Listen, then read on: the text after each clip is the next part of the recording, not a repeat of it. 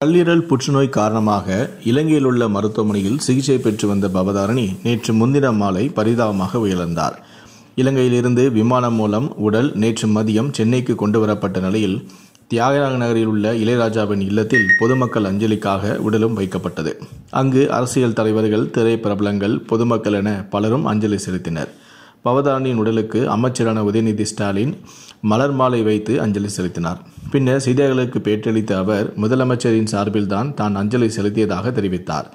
மத்திய இணையமைச்சரான எல் முருகன், அதிமுக சார்பில் முன்னாள் அமைச்சரான ஜெயக்குமார், காங்கிரஸ் சட்டமன்ற கட்சி தலைவரான செல்வ பெருந்தகை, தேமுதிக பொதுச் செயலாளரான பிரேமலதா விஜயகாந்த் ஆகியோரும் அஞ்சலி செலுத்தினர்.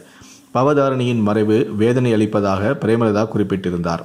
இயக்குநரான பாக்யராஜ், ஆர்.வி. உதயகுமார், மோகன் ராஜா, நடிகர்களான ஜீவா, ராமராஜன், இயக்குநர்களான வெற்றிமாறன், மிஸ்கின், நடிகரான விஜயின் தாயார் ஷோபா ஆகியோர் நேரில் அஞ்சலி செலுத்தினர். இதனைத் தொடர்ந்து இறுதி சடங்கிற்காக ஆம்புலன்ஸ் மூலம் இளையராஜாவின் சொந்த ஊரான தேனி மாவட்டம் பண்ணையாபுரத்திற்கு கொண்டு செல்லப்பட்டது. பண்ணையாபுரத்திற்கு வந்த பவதாரணியின் உடலுக்கு பொதுமக்கள் அஞ்சலி செலுத்தி வருகின்றனர்.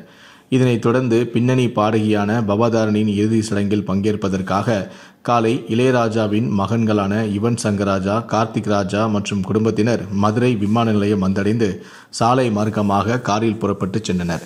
தொடர்ந்து தனது மகளின் இறுதி சடங்கில் பங்கேற்பதற்காக இளையராஜாவும் தனி விமானத்தில் சென்னையிலிருந்து மதுரை விமான நிலையம் வந்தடைந்தார். பின்னர் மதுரை வந்த இளையராஜா அங்கிருந்து சாலை மார்க்கமாக காரில் புறப்பட்டு மகளின் இறுதி சடங்கு நடைபெறும் பண்ணைபுரத்திற்கு வந்தார். அங்கு வந்து மகளின் உடலை பார்த்த இளையராஜா சற்று தடுமாறி மயங்கி கீழே விழுவது போல சரிந்தார். உடனே அக்கம் பக்கத்தில் இருப்பவர்கள் அவரை தாங்கி பிடித்தனர். இதனால் தேனி பண்ணைபுரத்தில் சற்று பரபரப்பு ஏற்பட்டது. அதன் பிறகு இளையராஜாவை ஓரமாக அழைத்துச் சென்று அவரை உட்கார வைத்து அவருக்கு தண்ணி கொடுத்து அவரை ஆசுவாசப்படுத்தினார்கள். தன்னுடைய மகளின் உடலை பார்த்த இளையராஜா கதறி அழுதார். இதை காண்போரையே கண்கலங்கச் செய்தது.